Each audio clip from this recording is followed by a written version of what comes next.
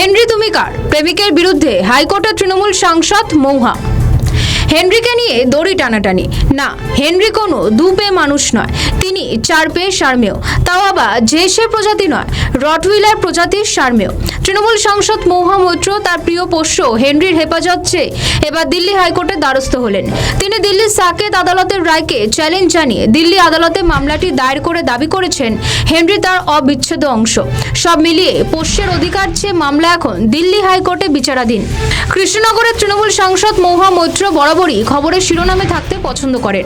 তার বিরুদ্ধে সংসদের স্বাধিকার ভঙ্গের তদন্তও চলেছিল, তার সাংসদ পদ খারিজও হয়েছিল।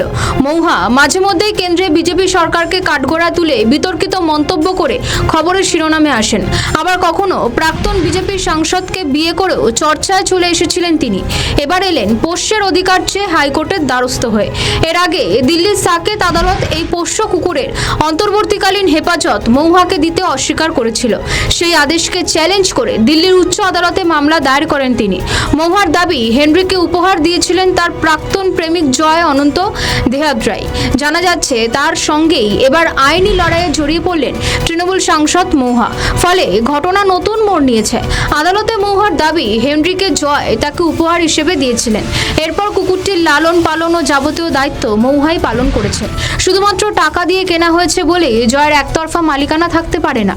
অপরদিকে তার প্রাক্তন প্রেমিক অনন্ত হেনরিকে নিজের কাছেই রাখার পক্ষে অনড়। দিল্লির হাইকোর্টের বিচারপতি মনোজ কুমার ওহরির বেঞ্চে মামলাটি উঠেছে। তিনি দুপক্ষকে নোটিশ জারি করেছেন। উল্লেখ্য, এই জয় অনন্তর এর আগে মৌহার বিরুদ্ধে ঘুষ নিয়ে সংসদে প্রশ্ন করার অভিযোগ সামনে এনেছিলেন।